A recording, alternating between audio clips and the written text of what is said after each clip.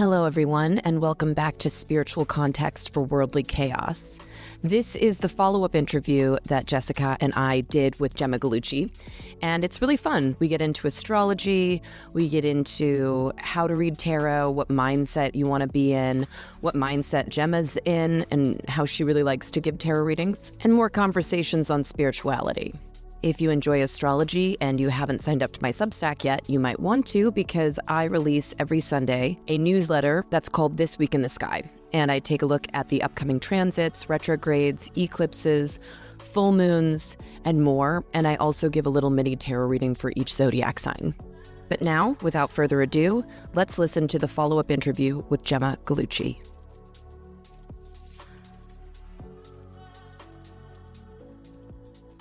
Hello. Gemma. Hi. How are you? So good. Meet my producer and co-host, Jessica. Hi, it's nice to meet you. Nice to meet you, Gemma.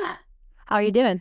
I'm well. How are y'all doing? Very good. Where are you calling us from? Where is this? I'm in Brooklyn. You're in Brooklyn still? Well, are you in like Bushwick or something? I am in Bushwick, yeah.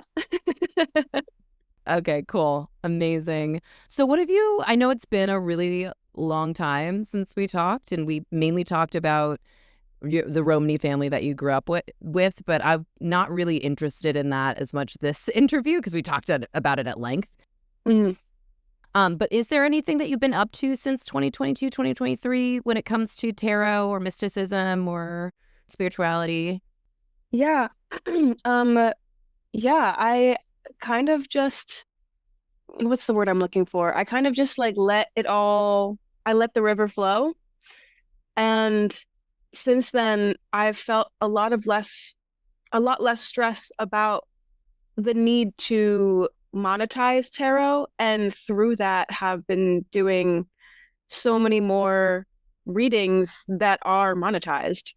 It's funny how that works. How does that work? Yeah, the river of life just, bumps me in silly directions where I ended up at this very strange job in 2023. I work in theater now as like my main job, which I love. Did not think that was going to happen. And through that, I ended up working at this show called Sleep No More. Such a cool show. Yeah, it was an awesome show. It is an awesome show. It's still running in Shanghai and in Seoul now, I think, too. Punch Drunk is an amazing company. They were not the ones who were running the show in New York. That was a different company, but they created it, and they're awesome, and they're so creative, and I'm inspired by them. But through that, I met so many people because for anybody who doesn't know, it's a 5-floor and then like half a block wide building, or it was, called the McKittrick, and the show happened throughout all of it. It was happening everywhere, and characters were running from floor to floor, across the building, up and down. They could pull you in for like a secret little meeting. And because of that, because of the sheer amount of employees, I ended up giving a lot of people readings because they were just like, oh, you do tarot? Like, I would love a reading. And then I would be like, oh, like for my friends, the first one's free. And so I'd give a free reading to one person, and then somebody else I didn't know would be like, I want a reading, and I'd give them a reading. And so I kind of like worked out of that building as like my office until it closed, because I worked there until it closed. And more recently, I've just been giving friends readings, and astrologically, I've been taking a back seat, partially because, it can be difficult with these times to look at the upcoming transits and like think about the implications. And so I've kind of been like, you know what? I think that I'm good at zooming out on the map a little bit right now. But I had my first sidereal reading from a friend of a friend, and we got to talk astrology for like 2 hours because I don't know anything about sidereal astrology. And it was so interesting how it changed my chart pretty intensely, but at the same time still remained true to who I am and still made perfect sense. I'm having a learning moment, which I really love, because sometimes when you've been doing something for so long, even at like, not that old of an age, it feels like, oh, well, I know what I know and that's what I know.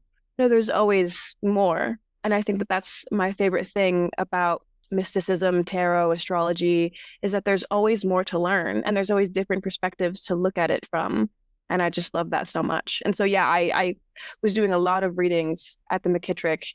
And I also met other people who used to do readings through the building and became friends with them because they used to have a tarot reader like in the show basically at one point. Oh, how cool. Yeah, the entrance into Sleep No More is this bar called the Mandalay, and they would have the Mandalay Follies. So there were performers in the bar, and they had a tarot reader in there, and she would also work on the roof sometimes because they had a restaurant there as well. And then I actually started a different theater job, which was where I met her, and she was like, "Oh yeah, you worked there, like I worked there," because she was doing tarot at this other theater job. So there's a lot of intertwining between like mysticism and theater that I'm finding very fascinating and I'm loving very much. Quick question. What is sidereal astrology? So sidereal astrology is a just basically different math, if that's correct.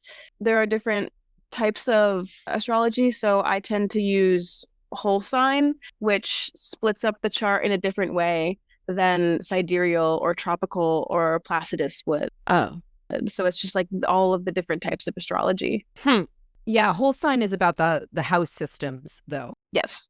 So sidereal astrology is about constellations, and it's about where the constellation actually is in the sky. Tropical astrology starts the zodiac at 0 degrees Aries, and that is spring. That's March 21st, and it's based off of light, where sidereal astrology is based off of the constellations that you see in the night sky. So so with the precession of the equinox, what's rising, like, our rising sign or ascendant, is what constellation is rising on the horizon at the time that you're born, right?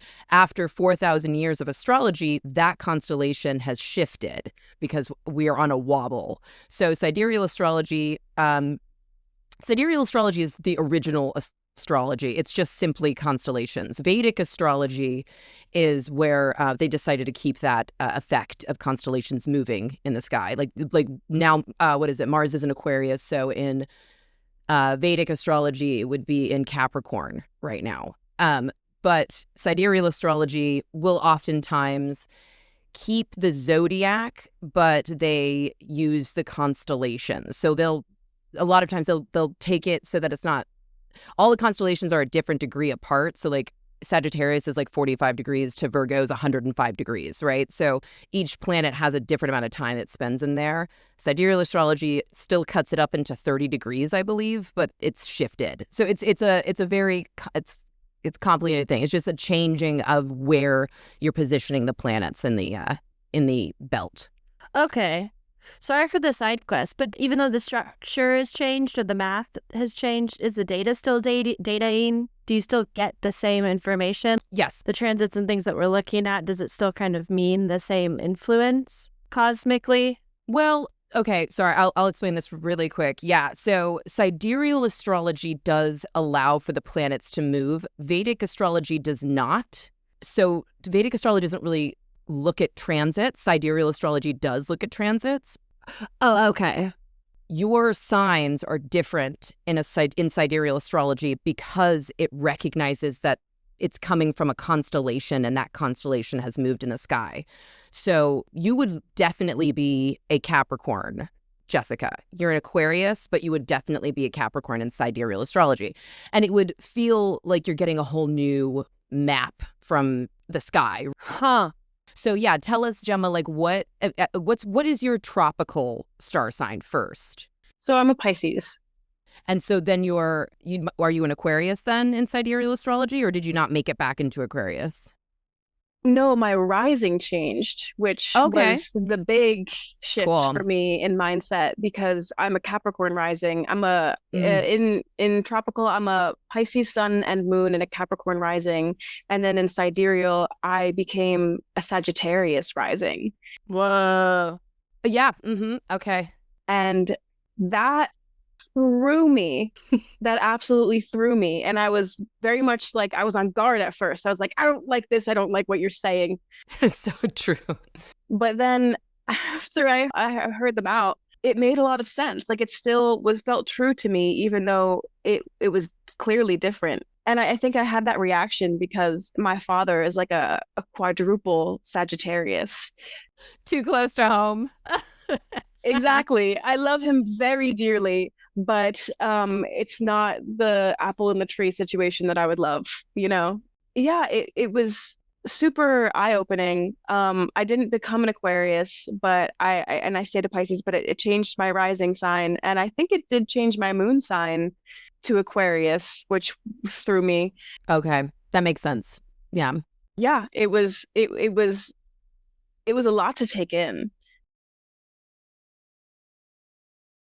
Because I was just like, oh, like this like friend of a friend who I want to get to know better is doing readings, and I haven't had like a chart reading from like anybody in a very long time, and it's for this different system that I don't know. Let's hear what it's like. Teehee. Yeah. And then it was like, you're different than you thought, but not actually. Yeah.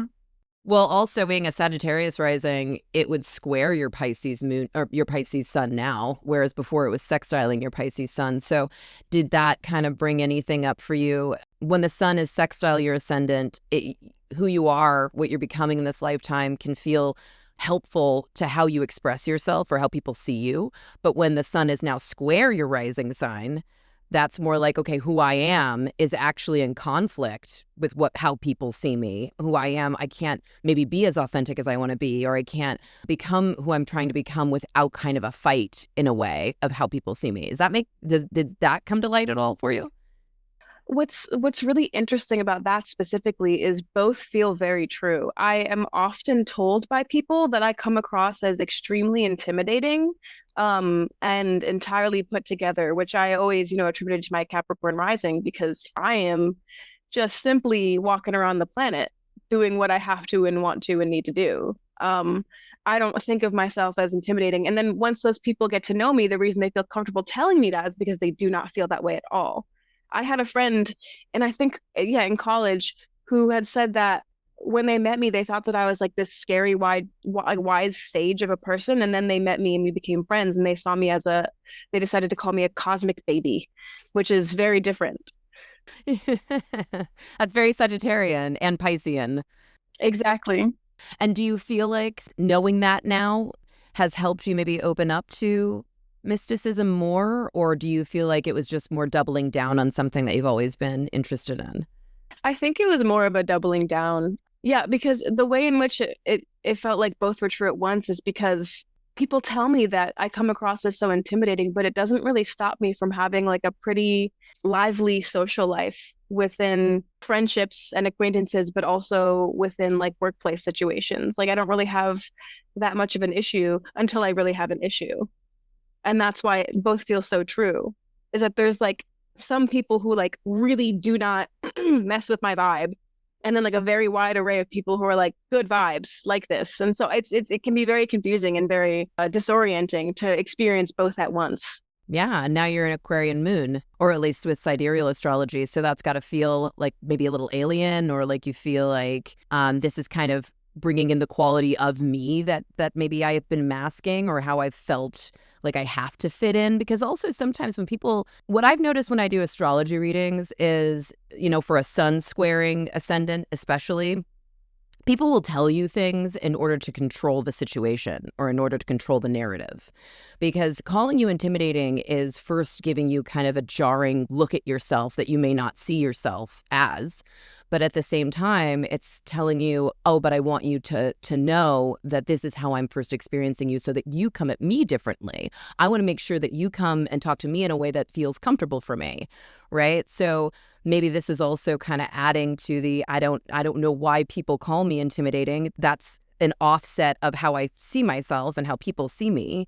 But at the same time, people who get along with me and like me and know me see that there might be this little disconnect of what I present to be and who I actually am, but they like it, So I don't know if it's as much like this butting of heads of some people find me intimidating and some people like me, as much as some people who feel that way need to say it in order to feel more comfortable with you, because it's more important to them to pull on your life force than it is to support your life force. I think that's kind of interesting. Yeah, that could definitely be the case. It's rarely people who aren't like deeply intertwined in my life who are the ones who are telling me that I am intimidating though. It's more so that like the people who I become very close with and I feel very supported by are like, you are so awesome. You are so cool and kind and sweet. And when I met you, I was terrified. And I'm like, I don't understand, because then there's the flip side of it where like I'll walk up to the apples in a grocery store and the person next to me would be like, do you want to hear about this really harrowing thing that happened to me? People are always just telling me random things. I'm like, how can I be so completely intimidating and so extremely approachable to strangers at the same time? Like every old lady on the sidewalk wants my opinion on which direction she should walk in, and I don't know why. I'll have my headphones on, sunglasses, like coat buttoned up to the top, and they'll just like pull on my sleeve, like, you know where I'm supposed to go from here? And I'm like, I guess, yeah, I do. I can help you out. Exactly. No, exactly. That's that Capricorn rising coming out of like, she's safe. She's old like us. So how have you been embracing this Sagittarian rising now? Have you been going to more or any workshops? Have you been trying to get together with more people like this, or have you just been doing it quietly on your own? I've just kind of took it with a grain of salt because, in my opinion, it doesn't change the fact that I'm a Capricorn rising, but it doesn't make me any less of a Sagittarius rising. It's like holding the two identities in one, because, everything is nothing and nothing is everything. So why should I have to be like, okay, well, now this is who I am, and I have to explore this specifically? Yeah. That actually slaps, because there's so many planets, there's so many constellations, there are so many moving parts in astrology. And if you told me I was a Capricorn sun, I'd be like, yeah, okay, I already have 5 planets in Capricorn. So, there is already that influence. Like, there's just so many things going on at all times. Who's to say which monkey's on the top of the barrel? Exactly. Yeah, you're like, more Saturn? Why not? Throw it at me. I don't care at this point. Today, let's go. That's awesome. Yeah. Yeah, so I just am both. And I think that that's super cool and interesting to connect with. And it also makes me understand my dad just a little bit more, and my mom, because my mom is an Aquarius moon. And so I can kind of understand a little bit more like where she comes from emotionally and how she experiences the world, even though because my mom's she's a Capricorn sun, a Libra rising, and Aquarius moon. And I was always like, I don't get her. Like, she doesn't make sense to me. And I think through having the knowledge that within a different system, within the original system, I am an Aquarius moon. I'm like, okay, I can see the way in which my mom might react to this now, and how I could get to that place as well. Yeah, totally. I mean, I think that's a lot of what, astrology does for us, is it gives us the objectivity to reflect and to kind of go into that system and be like, okay, what's all the descriptive words I can use? And also, if it's attached to me, then if I want to understand me better, then I've got to have compassion for myself too. So therefore, I have compassion for somebody else that I might have been having a hard time with. Mm-hmm. My father is a Sagittarius sun, rising, Mercury, and Venus. Yeah, that's all of them. Damn. Yep. Oh. With a Gemini moon. Oh. Gemini moon opposing everything. Yep. Yeah, exactly. So everybody's against him all of the time. Oh, yeah. No one really understands him. That's his rhetoric. He genuinely thinks that the world is out to get him. My sister even made the joke. I was with him for Thanksgiving, and my sister came home for it too. She lives across the country. And he said something in relation to some person being against him. And my sister said, yeah, like everyone else in the world. He said, yeah, that's right, as a joke, but he meant it too. He understands fully that it's ridiculous, but he's still strong in it. Sagittarian, no matter what, all that Sagittarius. So it's all fire. Exactly. But then the moon can talk, and it's anxious as hell because Gemini deals with the nervous system, so it's all about anxiety. And then the moon itself is discomfort or, shifting moods. So everything is about, like, I can outsmart them too, like I can outmaneuver them. I can see further them too because I'm Sagittarius, Exactly. Yeah. Whenever I'm at his house, like if he's just doing his own thing, I'll just hear him walking around muttering to himself. Like a teenage girl, like having the invisible fights in his head. And I'm like, oh, this man is tortured. Like, I love him so, but he's tortured. Um, I wonder if that advancement in self-understanding has informed your tarot practice at all. So it sounds like you're shifting out of seeking abundance monetarily, at least, and so it's kind of coming your way, and like that sounds cool and easeful. But I wonder if just knowing yourself through like these different prisms is informing the way you read tarot. I actually haven't thought about that. That's something that I'm really interested to think about moving forward, actually, because that's not something I really thought about. If sometimes reading tarot can feel just so dialed in for me because I've been doing it for a long time that I don't really think about like the shifts that happen within me, because it'd be like a planet feeling like a wave crashing. There's so many other factors. Now I want to kind of dial in and try to feel that wave crash. Totally. Well, what would you, out of curiosity, like since Jessica's actually a brand new tarot reader, didn't you just get your first deck? Yeah. Congratulations. Right? Yeah. I bought it for myself. And that's okay. Bad, no good. No, it's totally fine. Wait, so did you get it in New Orleans or did you get it afterwards? I got it afterwards. Okay. We went to New Orleans together. Awesome. And so she got to be immersed in all things psychic and spiritual. And then she got her first deck. And I was curious, what would you say to Jessica about a first deck? Like, is there anything that you personally do, like your own rituals and stuff like that you might suggest to a newer tarot reader? Always trust yourself. That is like the biggest hump you have to get over as a reader. Honestly, in most things in life, but especially when it comes to like intuition-based divination and things like that, it's you have to trust yourself. If you hear something in your head, you don't have to exactly say it how you hear it in there, because it might sound crazy to you.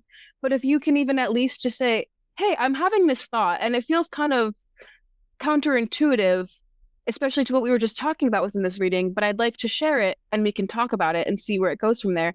More times than not, actually, I don't think I've ever had a time where it hasn't, after a certain point, reached some kind of conclusion. I was giving a reading recently about a person who, how do I say this? I mean, I can just say it, I guess. A person who was waiting for a family member to die. Mm-hmm. And I had a really hard time with it because they weren't waiting. Like, it was like, oh, it'll be any minute now. I'm so sad. It was like, when's this going to happen kind of thing. Whoa. Exactly. I mean, they're very estranged from their family, and this is like the last person they talk to within that family, and they don't have a great relationship as it is, and she keeps trying to bring this person back into the family. And so I was kind of like, you should just let her go. You don't have to wait until she dies, but if that's what you want to do, it's not going to be for a while. But the reading kept coming to a halt because there was something missing from it. And the thing that was missing was that I was like, oh, you want her. You want it to be over. Oh my God. Yeah. And I had such a hard time saying that. So I was like, I'm going to go out on a pretty thin and large limb here and say, are you interested in the outcome of this? Like, is it beneficial for you in some capacity? And they're like, oh, for sure. And then the reading just opened up entirely. So many pentacles everywhere now. Like,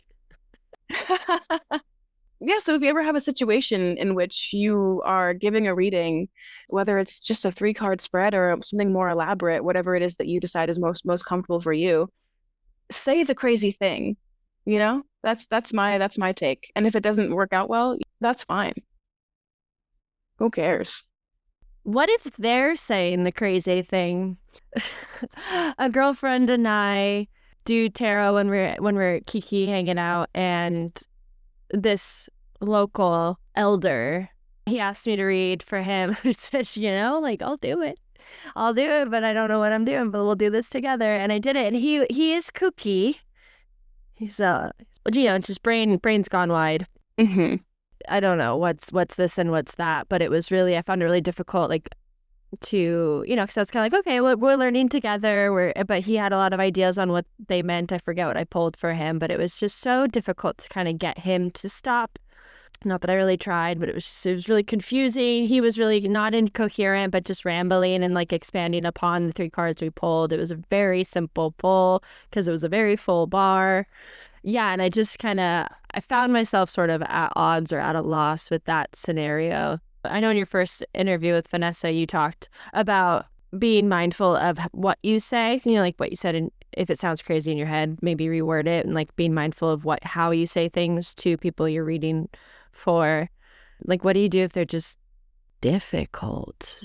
There will always be difficult people. I have had situations before I learned how to kind of stick up for myself in this capacity. I had situations where people would try to be reading their own reading while I'm giving them the reading, and I'm like, mm-mm. Back then it was just difficult, and I was just like, okay, I see that you're saying that, but I'm seeing this, and like blah blah blah blah. And these be people who don't read tarot. They'd be like, well, I see in this card is this, and I'm like, okay, well, did you ask for a reading or do you want to give yourself one? Like, do you want my deck? I don't know what to tell you. And it was always very hard and very difficult, and the readings always felt more like a wrestling match than any kind of wisdom imparting. Yeah. Or even just like troubleshooting, because sometimes readings are just troubleshooting. And since then, when I have people doing that, I'm saying, hey, like I will read the cards. You can look at them and examine them and even take a picture of the spread when I'm done. But for now, I'm just going to go based off of what I'm seeing and what I'm reading so that we can go through this reading. And usually that kind of person is still going to be difficult because they already know what it is that they want the outcome to be. Because if they're trying to read the cards for you, they already know what they want you to say. And that is just absolutely not any good reason to be getting a reading. I'm never going to tell you what you want to hear, unfortunately. I mean, if I tell you what you want to hear, and it's by accident, that's amazing.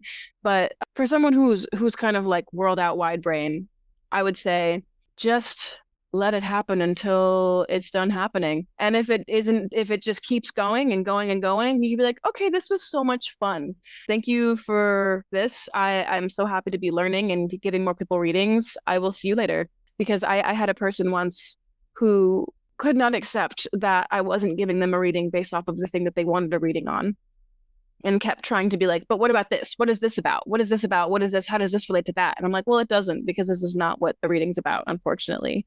And I could try to pull some cards for you for that, but like I this is what the cards want you to hear. And that's what I say at the beginning of every reading is I say, I might get to everything you're thinking about. I might get to none of it. It's whatever the cards need you to hear or want you to hear. And they like would not get up from the seat. And after a certain point, I literally just had to be like, this was awesome. I don't think I have anything else, even if it wasn't. Just making them, like it's an interaction. And that's when I say, would you like to look at the cards or take a picture? That's my indication of like, this reading is over. I'm done reading you. There's no more to continue about. And if they have questions, like they can ask questions. But other than that, I'll be like, yeah, like I said, it's this, and that. Okay, thank you. Okay, I'm going to clean these cards up now.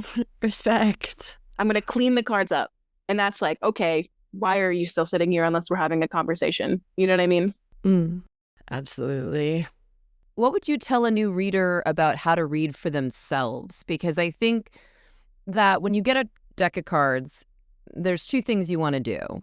You obviously want to see if you can fortune tell, because that's like the big thing of it is like, okay, if I pull this card out, are you immediately going to, recognize what I'm saying? And then all of a sudden, everything has been somehow scriptedly out for me, which a lot of times it can happen that way, sure. But I think the other reason is that you're really curious to see how they impact you. You're really curious to see if like it says something to you that you're like, oh, whoa, that's kind of an insight that I needed to hear right now. That's a symbol that I needed to see right now. What do you think is the best practice for somebody who is trying to use them even like daily? And I know we can say the whole tell me what spirit has to, what does spirit want to say to me today?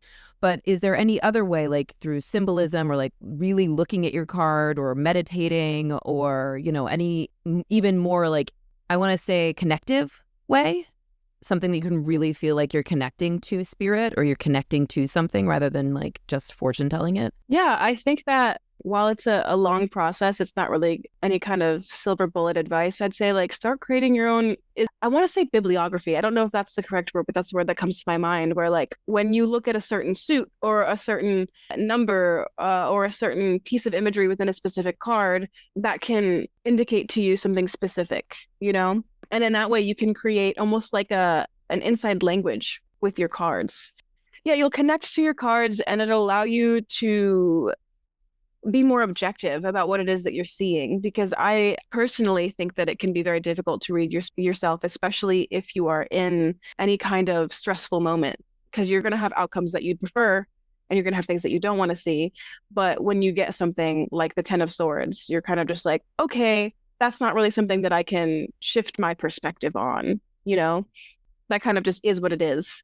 And it's telling me something very specific, and it's telling me that I need to move on, or that I am overworked, or that I am done with the situation and I have to be okay with it.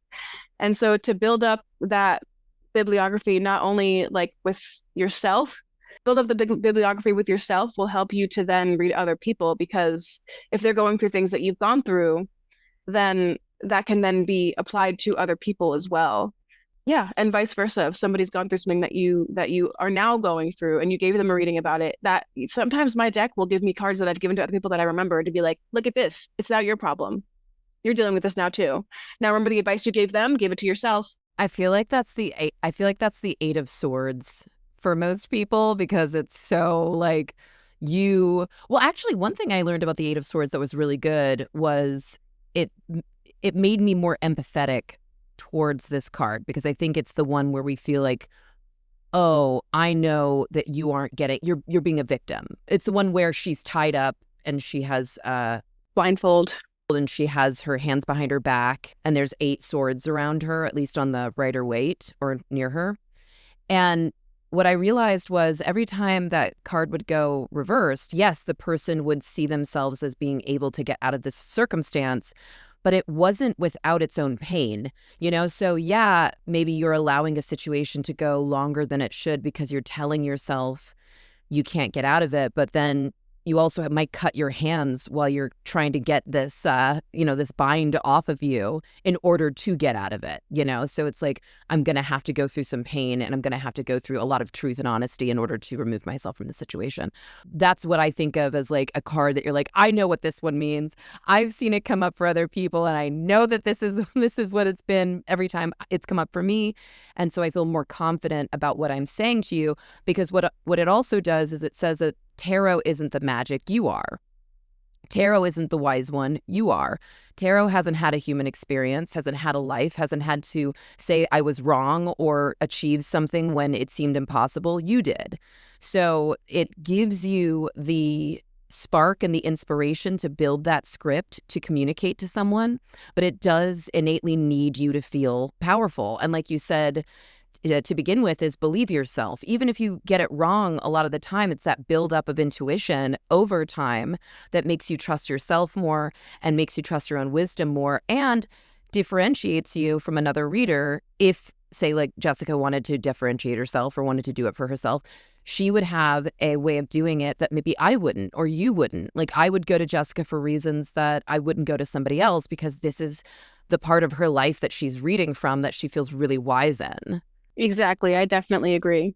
Yeah. And so when you read for people, what's your wisdom? Where is it that you're pulling from most? Like, or if I was to like choose between you and 4 other people, what would you say you would almost want me to be grappling with, or what part of life do you feel like the most connected to in terms of symbology? Or do you think you can kind of do it all? I wouldn't say that I'm like the best at all of them, but I think that the readings that fly out of me the easiest are the ones that involve people who are dealing with self-confidence, whether it be within work or within, relationships, or just feeling down about themselves. Those fly out of me. It's almost like the words just exist in my body and they're just ready to shoot through like the Star Wars crawls. Like I don't even remember what I'm saying half the time. People be like, that one card that you pulled where you said this one thing like 2 months ago is really, I'm thinking about it. And I'm like, I don't remember any of it, because it genuinely flew out of me. I think a big part of that is that I just like, especially with people that I care about, I really just think that the basis for so much in life is faking it till you make it, and having self-confidence, because like I said, it's either within the workplace or within a relationship or within like this or that. It can affect you in so many different areas of your life. And so I feel so passionate about improving that whenever you can.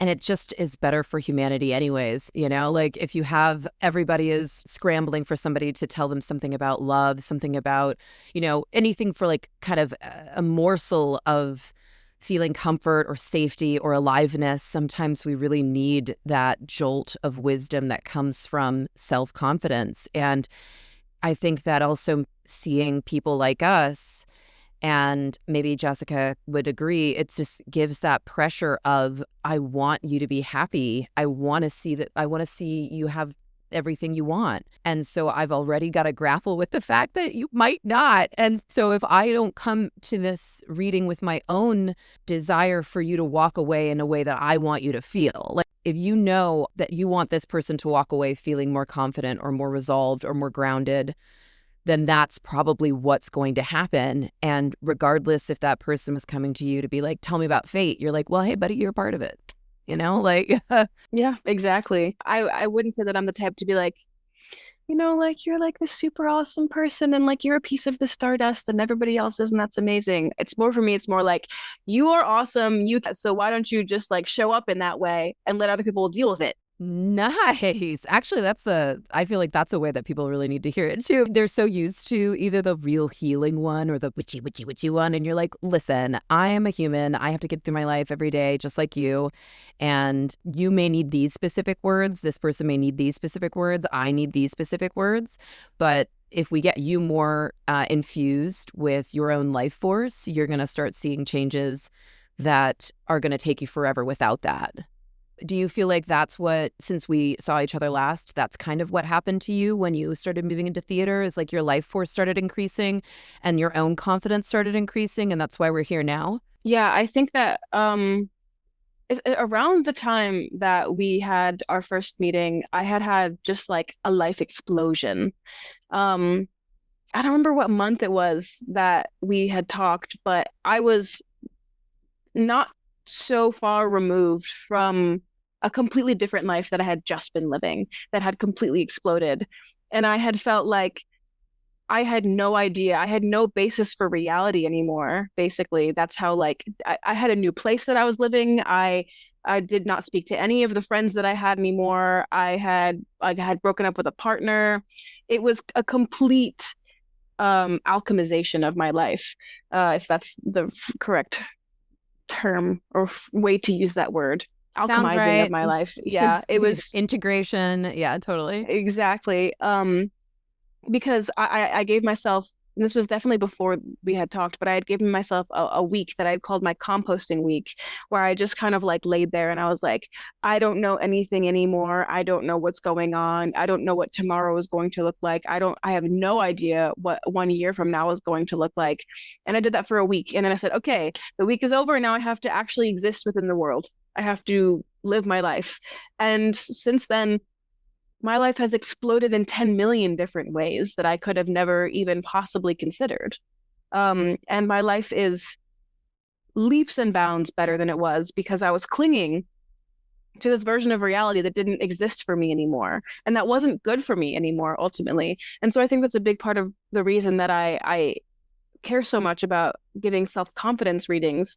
Not that I didn't have it, but that I didn't have enough of it to recognize that I needed to continue on with my life instead of trying to walk in place and make everyone else walk in place with me. And that's so Sagittarius rising. Yep. Not to just bring it all the way back there, but it's like you have that permission to shake someone because you got shook. And if that person is coming to you, whether they know it or not, they want to shake. Yep. And I have Pluto in Sagittarius. I'm not remembering what house it's in at the moment, but yeah, it lives very close to me. The idea of rupture and resilience and reintegration into different existences. And the right to make those choices. Yeah. And the only way to get out of a lot of these things is when you make a choice. Exactly.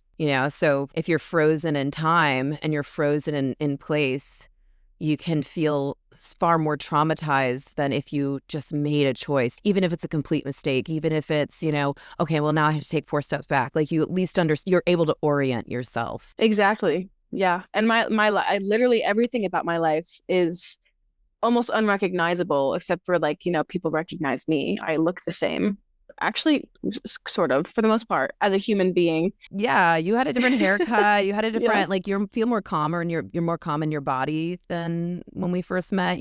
Whereas I think before it probably was from that explosion of your life that you were in the midst of a change, a metamorphosis that you didn't even know was happening yet. Yeah. It's pretty incredible to see. You were so fun and great back then too, but just you feel like more embodied, let's say. Thank you. I love being embodied. And I think people react to that too. I think that's a part of the idea of people seeing me as intimidating. It's because people who are not embodied almost fear the embodied person. That's so real. Especially when it comes in a body like mine. You know what I mean? Exactly. Exactly. So everybody has that first reaction. Mm-hmm. Amazing. Gemma, is there anything else you want to say to everybody? I mean, if you were to give everyone some sort of vote of confidence that you think anybody should hear, is there something you could tell me and Jessica and the audience? I would love an infusion. I think if there is something that you're thinking about over and over and over again, you need to run straight into it. You need to absolutely body slam that thought and see where it takes you. And it could take you to places you've never considered, and it will be scary, no matter if it's positive or negative. But it will scare you, and it will hurt, and it will be beautiful, because you cannot have pain without beauty, and vice versa. You cannot have life without death.